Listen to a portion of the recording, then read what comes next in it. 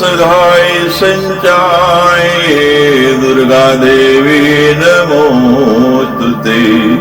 सर्व रोग भये देवी संसार रोग विमोचिनी। सर्वगी सत्व संपूर्णे संदुर्गे नमोस्तुते। संगीत रस की माते संगीत सुस्वास्पदे। संगीताराधिते देवी गीत दुर्गे नमोस्तुते। वीणा गानले मातर वीणा संगाने पूजिते। वीणा विष्णु स्वरे देवी नाद दुर्गे नमोस्तुते। वरराणवरहस्यज्ञे शिव शक्ति सगार में सत्स्वर मधुस्राव कंठालापे नमोस्तुते। शिवाजाय शिवारामे शिवराम सुसोदरी। शिव तांडव सारामे शिवे दुर्गे नमोस्तुते। सुज्ञान सुलभे दुर्गे अज्ञान बहु दूर गे। सुज्ञान फल दे मातर ज्ञान दुर्गे नमोस्तुते।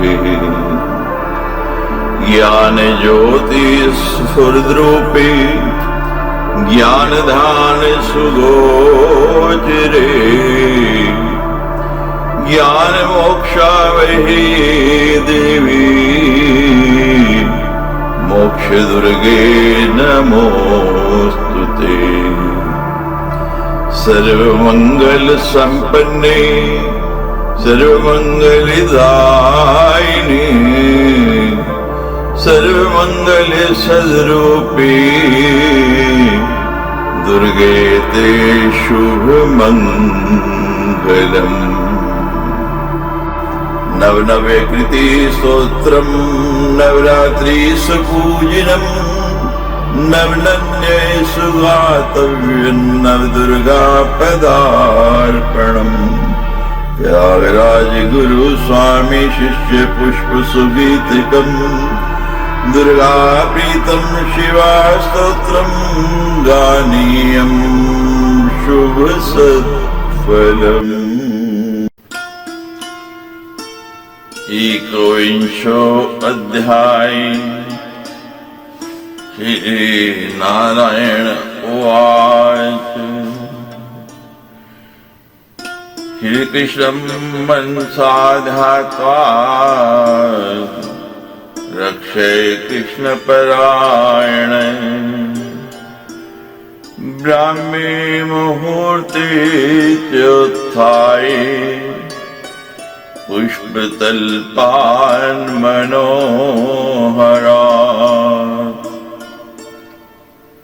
रात्रिवास परित्यज्य स्नात्वा मंगलवारिणा। धौते जीवाससी धृत्वा कृत्वा तिलकमुज्ज्वलम्। चकारहने कमावश्यम्। अभीष्टदेव वन्दनम् दद्याय मधुराजांश्च। ददर्श वस्तु मंगलम्। हे नारायण बोले, हे नारद,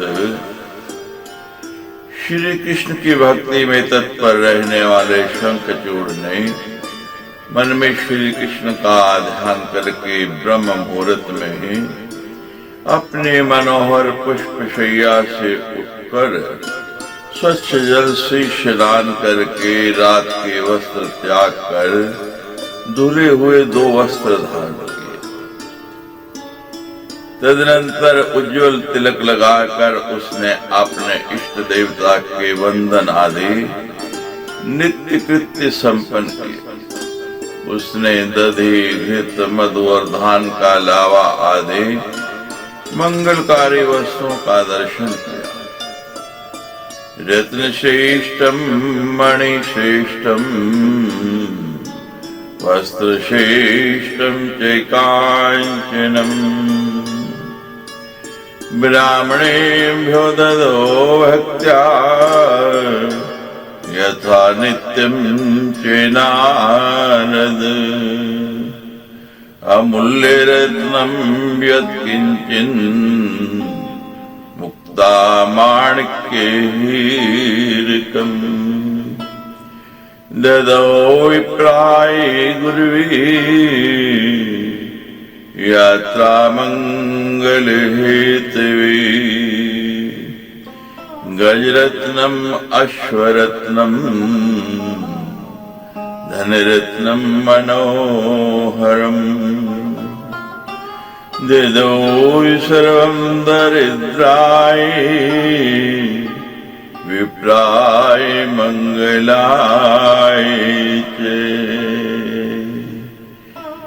भाण्डाराणं सहस्राणि नगराणां द्विलक्षकम् ग्रामाणां शतकोटिं च ब्रह्मणाय ददो मुदा। हे नारद, उसने प्रतिदिन की भांति ब्राह्मणों को श्रद्धा पूर्वक उत्तम रत्न, श्रेष्ठ मणिया, सुंदर वस्त्र तथा स्वर्ण प्रदान किया। यात्रा मंगलमयी होने के लिए उसने बहुमूल्य रत्न, मोती, मणि तथा हीरा आदि जो कुछ उसके पास था अपने विप्र गुरु को समर्पित किया।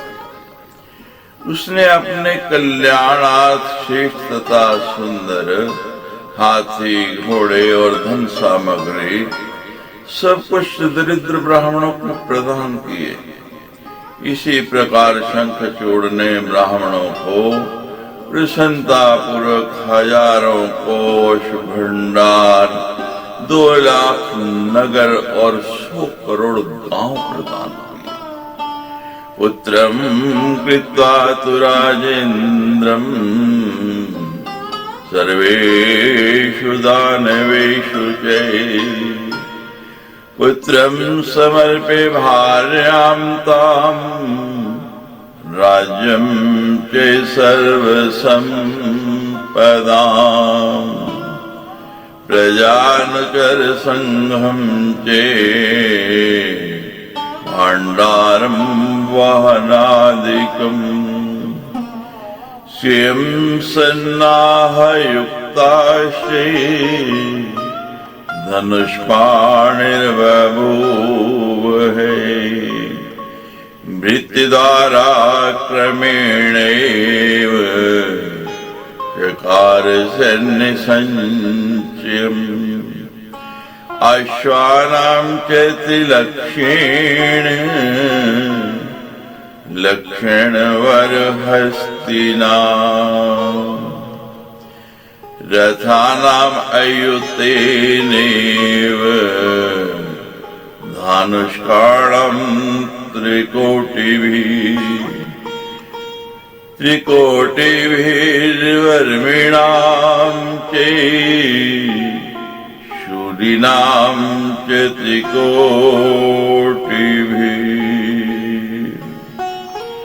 तत्पश्चात उसने अपने पुत्र को संपूर्ण दानों का राजा बनाकर उसे अपनी पत्नी, राज्य, संपूर्ण संपत्ति, प्रजा, सेवक वर्ग, कोष और वाहन आदि सौंपकर सेवक कवच पहन लिया और हाथ में धनुष धारण कर लिया। विक्रम से सेवकों के माध्यम से सैनिकों को एकत्र किया।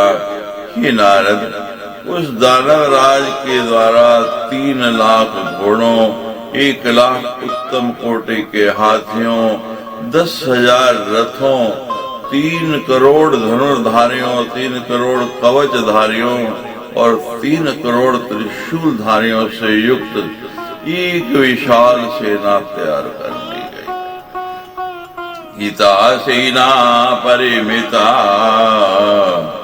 दानवेन्द्रेण नारद तस्यं सेनापतिश्चैव युद्धशास्त्र विशारदः महारथैः विज्ञेयो रथिनां प्रवीरो रणे त्रिलक्षक्षोहिणी सेना पतिं कृत्वा नराधिपे त्रिशदक्षोहिणी बाधं भाण्डोगं चचकार बहिर्बभूव शिविरान् मनसा श्री हरिं स्मरण। जो रण में सभी रथियों में श्रेष्ठ होता है उसे महारथी कहा जाता है। उसने युद्ध शास्त्र में विशारद ऐसे एक महारथी को सेना का सेनापति नियुक्त कर दिया। इस प्रकार राजा शंखचूड़ ने उसे 3 लाख अक्षौहिणी सेना का सेनापति बनाकर उसे 30 अक्षौहिणी सेना के समूह में रक्षा के लिए सैन्य सामग्री से संपन्न कर दिया और तत्पश्चात मन में भगवान श्री हरि का स्मरण करता हुआ वे शिविर से बाहर निकल गया। रत्नेन्द्र सार निर्माण विनानम मारोह से गुरुवर्गान पुरस्कृत्य प्रयो शंकरांतिकम। वे सर्वोत्तम रत्नों से निर्मित विमान पर आरूढ़ हुआ और गुरु वृंदों को आगे करके भगवान शंकर के पास चल पड़ा। पुष्पभद्रा नदी तीरे यत्र अक्षय वटे शुभे सिद्धाश्रमं च सिद्धानां सिद्धिक्षेत्रं च नारद कपिलस्य तपे स्थानम् पुण्यक्षेत्रे च भारते पश्चिमोधि पूर्वे च मलयस्य च पश्चिमे श्रीशैलोत्तरभागे च गन्धवादन दक्षिणे पञ्चयोजनविस्तीर्णा दधेशतगुणा तथा शुद्ध स्फटिक संकाशा भारती च सुपुण्यदा शाश्वती जलपूर्णा च पुष्पभद्रा नदी शुभा लवणाब्धि प्रिया भार्या शाश्वत सौभाग्य संयुता शरावती मिश्रिता च निर्गता सा हिमालया गोमती वामते कृत्वा प्रविष्टा पश्चिमो दधो तत्र गत्वा शंखचूड़ो ददर्श चंद्रशेखरम्।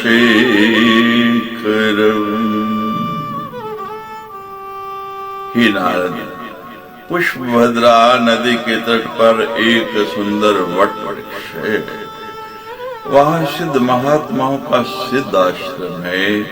उस स्थान को सिद्धि क्षेत्र कहा गया है। भारत में स्थित है पुण्य क्षेत्र कपिल मुनि की तपोभूमि है। वह पश्चिमी समुद्र के पूर्व में मलय पर्वत के पश्चिम में श्रीशैल पर्वत की उत्तर दिशा में तथा गंधमादन पर्वत की दक्षिण दिशा में स्थित है। वहाँ भारतवर्ष की एक पुण्यदायिनी नदी बहती है जो 5 योजन चौड़ी तथा उससे 100 गुनी लंबी है।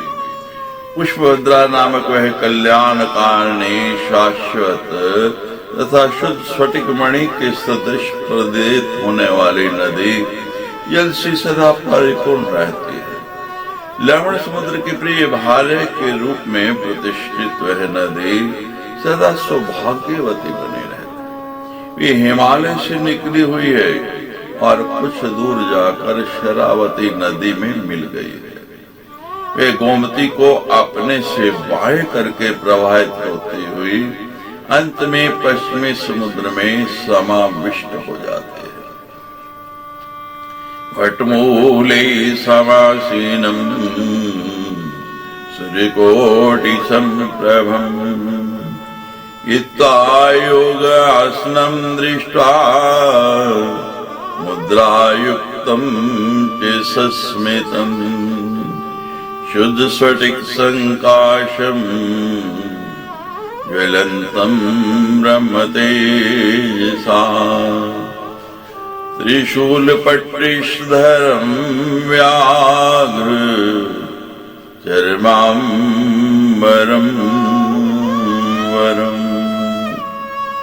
वहां पहुंचकर शंखचूड़ ने देखा कि करोड़ों सूर्यों के समान प्रकाशमान चंद्रशेखर भगवान शिव वट वृक्ष के नीचे विराजमान है।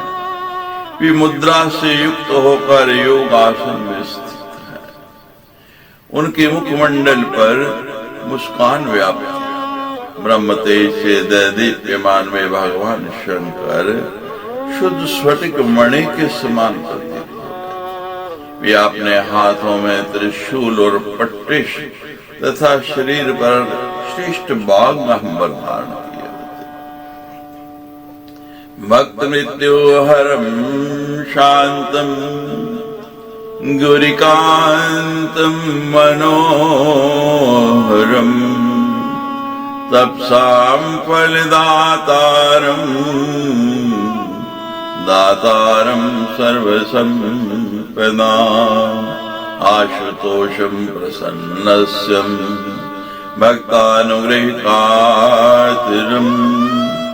विश्वनाथम विश्वबीजम विश्वरूपम च विश्वजम विश्वम्भरम विश्ववरम विश्वसंहारकारकम कारिणम कारिणानां च नरकार्णवतारणम ज्ञानप्रदम ज्ञानबीजम ज्ञानानंदम सनातनम अवरोहि विमानाचे तम दृष्ट्वा दानेश्वरे सर्वे सार्धम भक्ति युक्ते शिरसा प्रणनामसे वामतो भद्रकालीं चे स्कंदं च तत्पुरे स्थितम्। अपने भक्तों की मृत्यु को टाल देने वाले शांत स्वभाव मनोहर तपस्याओं का फल तथा सभी प्रकार की संपदा प्रदान करने वाले शीघ्र प्रसन्न होने वाले प्रसाद पूर्ण मुखमंडल वाले भक्तों पर अनुग्रह करने के लिए व्याकुल विश्वनाथ विश्वबीज विश्वरूप विश्वज विश्वम्भर विश्ववर विश्वसंहारक कारणों के भी कारण नरक रूपी समुद्र से पार करने वाले ज्ञानप्रद ज्ञान बीज ज्ञानानंद तथा सनातन उन गौरीपति महादेव को देखकर उस दानवेश्वर शंखचूड़ ने विमान से उतरकर सबके साथ वहां विद्यमान शंकर को सिर झुका करके भक्ति पूर्वक प्रणाम किया। शंखचूड़ ने शिव के वाम भाग में विराजमान भद्रकाली तथा उसके सामने स्थित कार्तिकेय को भी प्रणाम किया। तब भद्रकाली कार्तिकेय तथा भगवान शंकर ने उसे आशीर्वाद प्रदान किया। आशिचम च ददौ तस्मै काली स्कंदे च शंकरे उतस्तुरागतं दृष्ट्वा सर्वे नन्दीश्वरादे परस्परं च भाषन्ते चक्रुतत्र च साम्प्रतम् राजा कृता च संभाषा उवास शिव सन्निधौ। शंखचूड़ को वहां आया हुआ देख करके नंदीश्वर आदि सभी गण उठकर खड़े हो गए और परस्पर सामयिक बातें करने लगे। उनसे बातचीत करके राजा शंखचूड़ शिव के समीप बैठ गया। तब प्रसन्नचित्त वाले भगवान महादेव उनसे कहने लगे, प्रसन्नात्मा महादेवो भगवान तमुवाच है। महादेव वाच विधाता जगतं ब्रह्मा पिता धर्मस्य धर्मवित् मारीच तस्य पुत्रस्य वैष्णाश्च धार्मिके कृष्णाश्च तत्पुत्रो धर्मेश्च च प्रजापति। दक्ष प्रीते ददौ तस्मै भक्ता कन्या त्रयोदश सास्वेका चिदनु साध्वी तत्सौभाग्ये विवर्धिता। महादेव बोले, संपूर्ण जगत की रचना करने वाले धर्मात्मा ब्रह्मा धर्म के पिता हैं। परम वैष्णव तथा धर्म पारायण मारीची उन धर्म के पुत्र हैं और उन मारीची के पुत्र धर्म पारायण कश्यप हैं। प्रजापति दक्ष ने प्रसन्नता पूर्वक उन्हें अपनी 13 कन्याएं सौंपी थी। उन्हीं कन्याओं में एक परम साध्वी धनु भी है जो उस वंश का सौभाग्य बढ़ाने वाले हुए।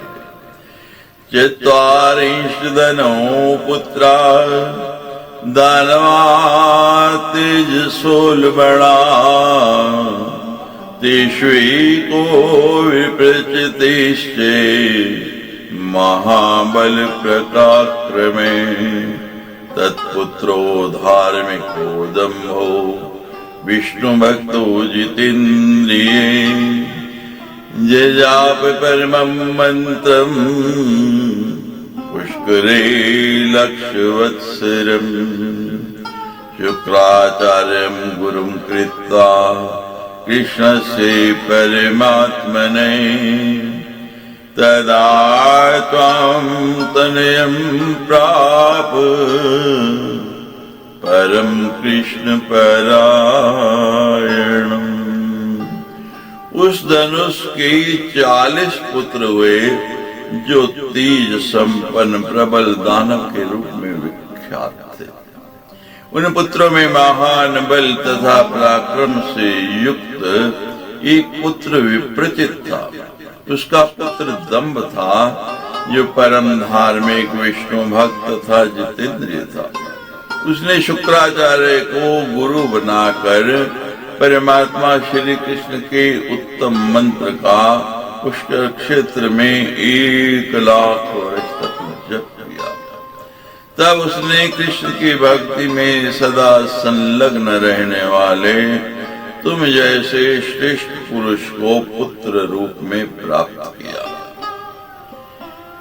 पुरातम पार्षदो गोपो गोपीष्वपि सुधार्मिकै अधुना राधिका शापाद भारते दानवेश्वरे।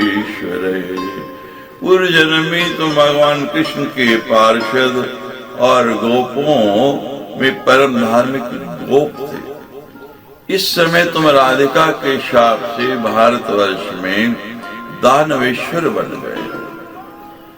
अब्रह्मातम पर्यंतम तुच्छं मेनि च वैष्णवे सालोके साष्टि सायुज्ये सामीप्यं च हरेरपि दीयमानं न गृह्णन्ति वैष्णवा सेवनं विना ब्रह्मत्वम् अमरत्वं वा तुच्छं मेने च वैष्णवे इंद्रत्वं वा मनुत्वं वा न मेने गणना शुचे कृष्ण भक्तस्येति किं वा देवानां विषेण।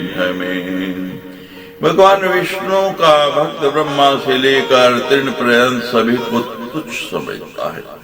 वैष्णव श्री हरि की सेवा को छोड़कर सालोक्य साष्टि सायुज्य और सामीप्य इन मुक्तियों के दिए जाने पर भी स्वीकार नहीं करते। वैष्णव ब्रह्मत्व अथवा अमरत्व को भी तुच्छ मानता है। इंद्रत्व अथवा मनुष्यत्व को तो वह किन्हीं भी गणनाओं में स्थान नहीं देता है। तो फिर तुम जैसे कृष्ण भक्त को देवताओं के भ्रमात्मक राज्य से क्या प्रयोजन? देहिराज्यं च देवानां मत्प्रीतिं रक्ष भूमिप सुखं स्वराज्यं तिष्ठ देवा तिष्ठन्तु वै पदे अलम भूत विरोधेन सर्वे कश्यप वंशजा यानि कानि च पापानि ब्रह्महत्यादिकानि च। ही राजन, तुम देवताओं का राज्य वापस कर दो और मेरी प्रीति की रक्षा करो। तुम अपने राज्य में सुख पूर्वक रहो और देवता अपने राज्य में सुख पूर्वक रहे। देवता अपने स्थान पर रहे। प्राणियों में परस्पर विरोध नहीं होना चाहिए, क्योंकि सभी तो मुनि कश्यप के ही वंशज हैं। ब्रह्म हत्या आदि से होने वाले जितने पाप हैं वे जाति द्रोह करने से लगने वाले पाप की 16वीं कला के बराबर भी नहीं है। ज्ञाति द्रोह से पापानि कला नारहन्ति षोडशीं सुसंपदां च हानिं च यदि राजेन्द्र मन्यसे सर्वावस्था च समतां येषां याति च सर्वदा ब्रह्मणश्च तिरोभाव ले प्राकृतिके सदा आविर्भावे पुनः तस्य प्रभावादीश्वरिच्छया ज्ञान वृद्धिश्च तपसा समृति लोपश्च निश्चितम्। ही राजेंद्र, यदि तुम इसे अपनी संपत्ति की हानि मानते हो तो यह सोचो कि किन लोगों की सभी स्थितियां सदा एक समान रहती हैं। प्राकृतिक प्रलय के समय ब्रह्मा का भी सदा तिरोधान हो जाया करता। तदनंतर ईश्वर के प्रभाव तथा उनकी इच्छा से पुनः उनका प्राप्य होता है। उस समय उनकी स्मृति लुप्त रहती है। फिर तपस्या के द्वारा उनके ज्ञान में वृद्धि हो जाती है, ये सुनिश्चित है। तत्पश्चात ब्रह्मा ज्ञान पूर्वक क्रमशः सृष्टि करते हैं। करोति सृष्टि ज्ञानेन षष्ठासोऽपि क्रमेण चैव परिपूर्णतमो धर्मे सत्ये सत्याश्रे सदा त्रिभागे सोऽपि तेतायं द्विभागो द्वाप्रि संवृते एकभागे कलो पूर्वं तदंशस्य क्रमेण च। सतयुग में लोग सदा सत्य की आश्रय पर रहते, इसलिए उस युग में धर्म अपने परिपूर्णतम स्वरूप में विद्यमान रहता है। वही धर्म त्रेता युग में 3 भाग से, द्वापर में 2 भाग से तथा कली में 1 भाग से युक्त आ गया है। इस प्रकार क्रम से उसका एक अंश कम होता है। कली के अंत में अमावस्या के चंद्रमा की भांति धर्म की कला केवल मात्र रह जाती है। कलामात्रं कलेशेषे पूर्वां चंद्रकला यथा, या दिक्तेजो रविर्ग्रीष्मे नैताद्रिक शिशिरे पुनः।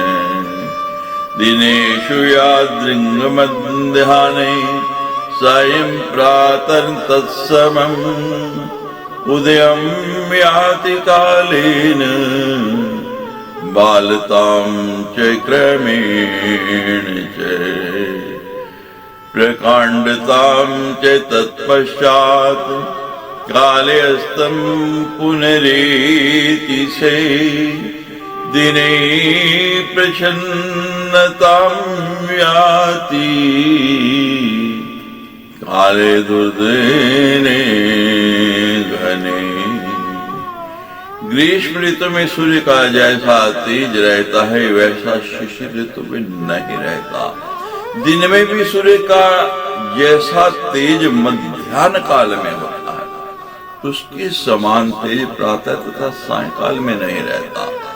सूर्य समय से उगते हैं, फिर क्रम से बाल सूर्य के रूप में हो जाते हैं, तत्पश्चात प्रचंड रूप से प्रकाशित होने लगते हैं और पुनः यथा समय अस्त हो जाते हैं।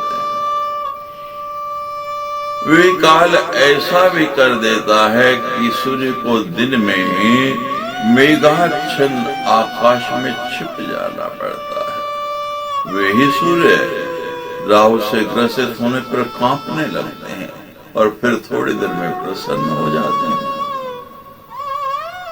राहुग्रस्ते कंपितश्च पुनरेव प्रसन्नतां, परिपूर्णं चंद्रे पूर्णिमायं च जायते।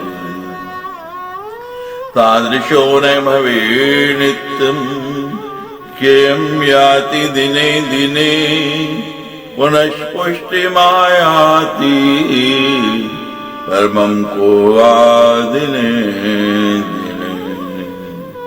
संपद्युक्ते शुक्लपक्षे कृष्णे मलिनाश्च लक्ष्मणा, राहुरस्ते दिने मलानो,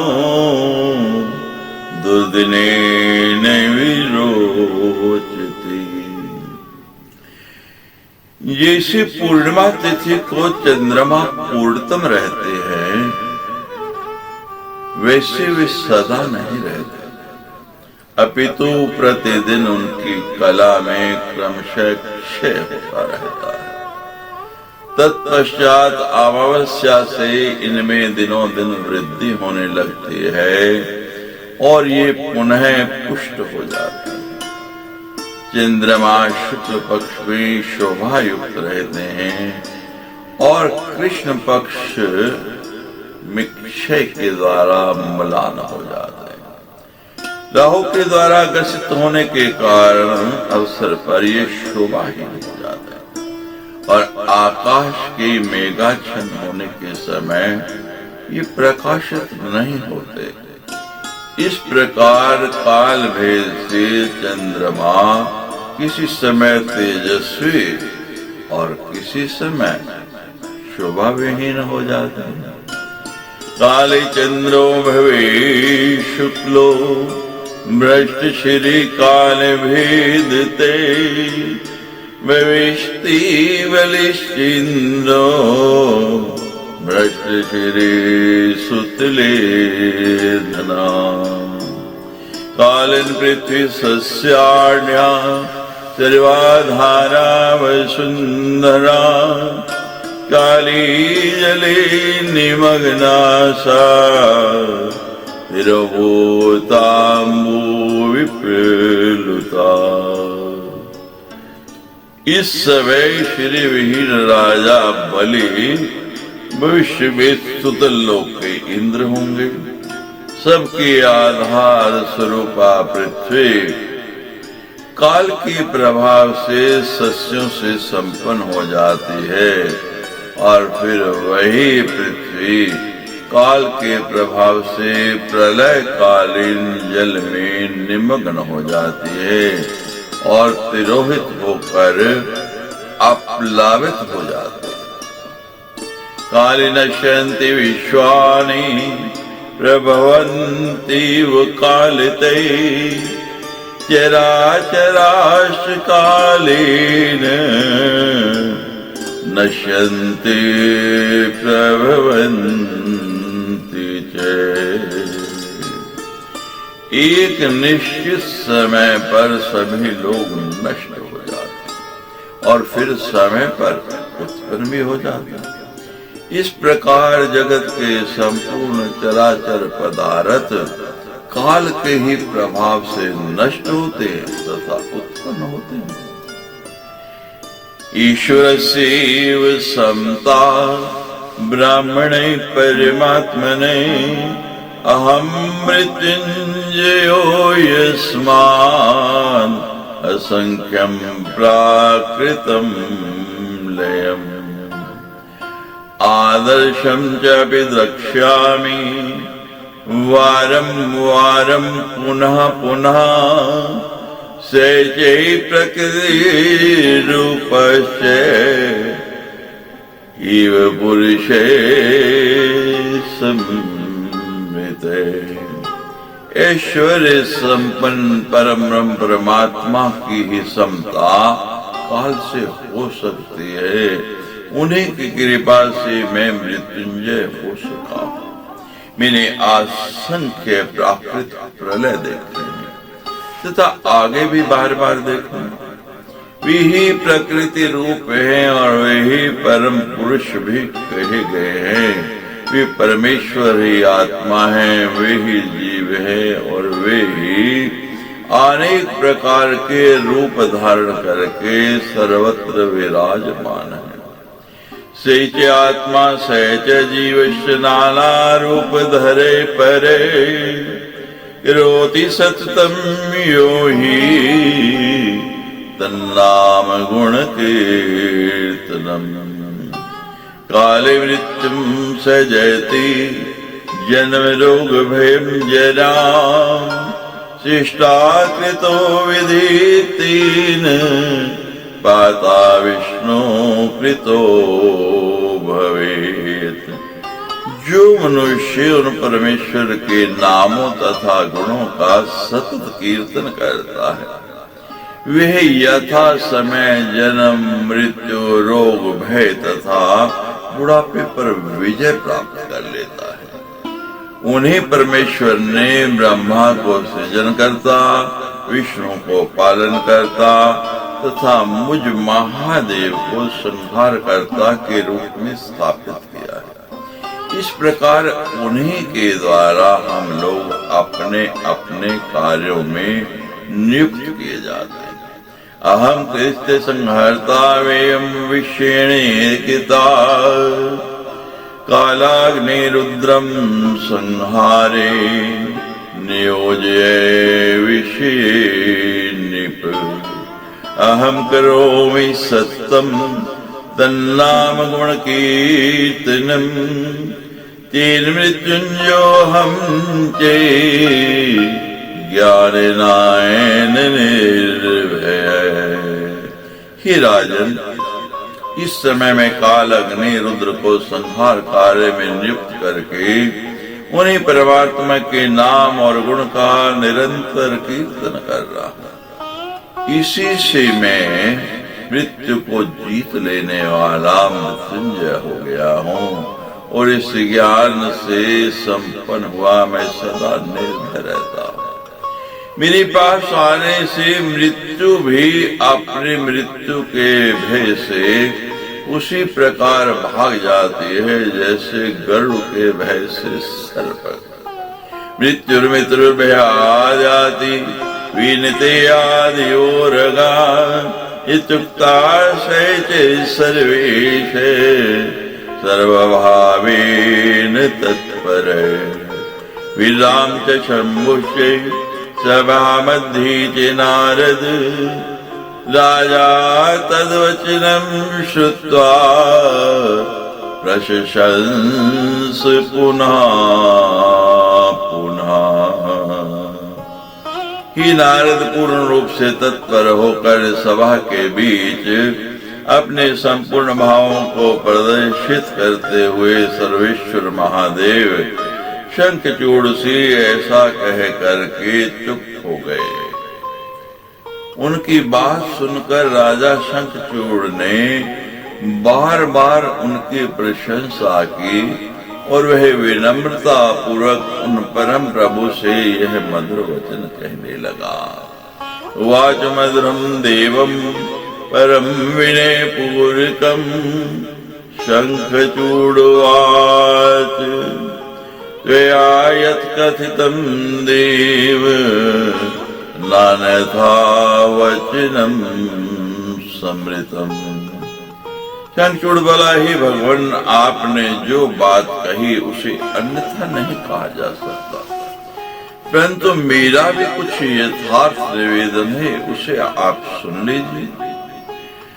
तथापि किंचद्यर्थं श्रूयतां निवेदनम् जाति दोहि विहित पापम् त्यक्तो मधुना चयत् गृहीत्वा तस्य सर्वस्वं कुतै प्रस्थापितो बलि मया समुद्धतं सर्वं ऊर्ध्वमेश्वर ईश्वर।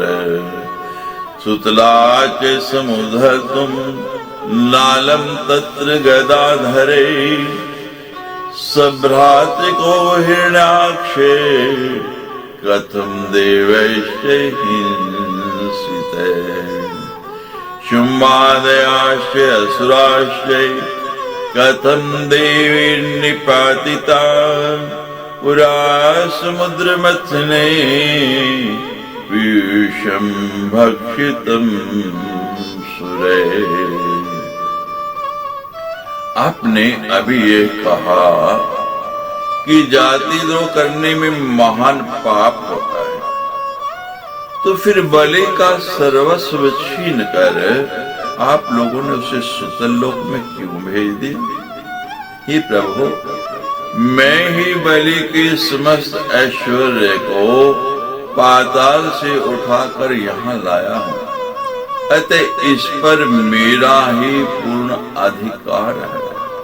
इस समय मैं बलि को सुतल लोक से लाने में समर्थ नहीं था, क्योंकि भगवान श्री हरि गदा धारण किए वहां स्थित थे।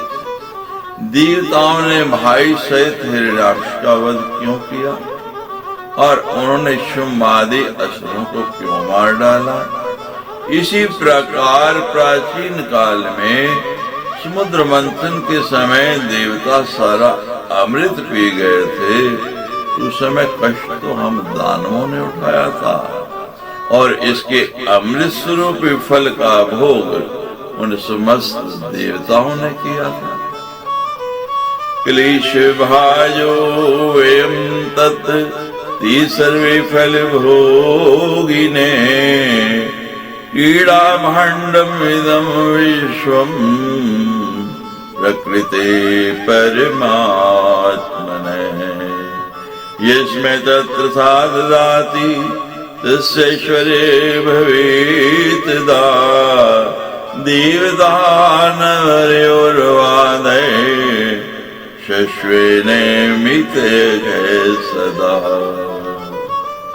पराजयो जयस्तेषां कालेऽस्माकं क्रमेण च तदा विरोधे वा गमनं निष्फलं परम् संबंधिनो बंधोर ईश्वरस्य महात्मने इयं च महती लज्जा युद्धस्माभिः सहाधना जेततोऽधिका कीर्तिर हानि निश्चय पराजय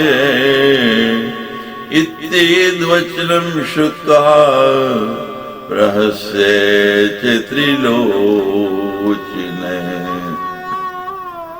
यह विश्व प्रकृति स्वरूप उन परमात्मा का क्रीड़ा भांड है। वे जिस व्यक्ति को जहाँ जो संपत्ति देते हैं वे उस समय उसी की हो जाती है। किसी निमित्त को लेकर देवता तथा दानवों के बीच विवाद सदा से निरंतर चला रहा है। किसी समय उनकी जीत अथवा हार होती है और समय अनुसार कभी हमारी जीत हार होती है। अतः ऐसी स्थिति में देवता तथा दानव दोनों के समान संबंधी तथा बंधु स्वरूप आप महात्मा परमेश्वर का हम दोनों के विरोध के बीच में आना निरर्थक है। यदि इस समय हम लोगों के साथ आप युद्ध करेंगे तो यह आपके लिए महान लज्जा की बात है। हमारी जीत होने पर पहले से भी अधिक हम दानवों की कीर्ति बढ़ जाएगी और पराजय होने पर आपकी मानहानि होगी। यथोचित्तमुत्तरं तमुवाच दानवेश्वरं महादेव उवाच युष्माभिः सह युद्धे में ब्रह्मवंश समुद्भवे कालज्जा महती राजन कीर्त्योपराजे युद्धमादो हरिरेव मदना कैटभेन जय हिरण्यकश्यपोश्चैव चेतिनात्मना निप हिरण्याक्षस्य युद्धं च पुनैतेन गदामृता त्रिपुरैः सह युद्धं च मयापि च पुरा कृतं सर्वैश्वर्ये सर्वमातु प्रकृत्याश्च बभूव है। ही नारद शंखचूड़ की यह बात सुनकर तीन नेत्रों वाले भगवान शिव ने हंसकर उस दानवेंद्र को समुचित उत्तर देना प्रारंभ किया। महादेव जी बोले, हे राजन, ब्रह्मा ही के वंश में उत्पन्न हुए तुम लोगों के साथ युद्ध करने में मुझे कौन सी बड़ी लज्जा होगी और हारने पर अपकीर्ति ही क्या होगी। हे नृप, इसकी पहले भी तो मधु और कैटभ से श्री हरि का युद्ध हो चुका था। एक बार उनके साथ हिरण्यकश्यप का युद्ध हुआ था और इसके बाद श्री हरि ने गदा लेकर हिरण्याक्ष के साथ भी युद्ध किया था। मैं तो पूर्व काल में त्रिपुर राक्षस के साथ युद्ध कर चुका हूँ। इसी प्रकार पूर्व समय में शुंभ आदि दानवों के साथ सर्वेश्वरी सर्वजन्य परा प्रकृति का भी अत्यंत विस्मयकारी युद्ध हुआ था। सही शंभु दिवी पूर्वम समरे परमाद्भुते पार्षद प्रवरे त्वं चे कृष्णस्य परमात्मने ये हताश देतया नैके पीतया समा कालज्जा महती राजन मम युद्धे त्वया सह सुराणां शरणस्यैव प्रेषितश्च हरेर्हो देहि राज्यं च देवानां इति मे निश्चितं वचः युद्धं वा कुरु मत्सार्धं वाग्वे किं प्रयोजनम् इत्युक्ता शंकरे तत्र वीरां च नारद उतस्तस्तो शंखचूडश्चे हेमात्मे सहसत्वरम्। तुम जो परमात्मा श्री कृष्ण के प्रधान पार्षद रहे हो, जो दैत्य मारे गए हैं वे तुम्हारे जैसे नहीं थे। अतः हे राजन, तुम्हारे साथ युद्ध करने में मुझे कौन सी बड़ी लज्जा है। सभी देवता श्री हरि की शरण में गए थे, तब देवताओं की सहायता के लिए उन्होंने मुझे भेजा है। तुम देवताओं का राज्य वापस कर दो, यह मेरा निश्चित वचन है, अन्यथा मेरे साथ युद्ध करो। वाणी का अपव्यय करने का क्या लाभ। हे नारद, ऐसा कहकर भगवान शंकर चुप हो गए और शंखचूड़ भी मंत्रियों के साथ शीघ्र ही उठ खड़ा हुआ। इति श्रीमद्देवी भागवती महापुराणे अष्टादशसहस्रम संहितायां नवम स्कंधे नारायण नारद संवादे शंखचूड़ कृते प्रबोध वाक्य वर्णम नाम एकविंशो अध्याय। सच्ची दरबार की जय।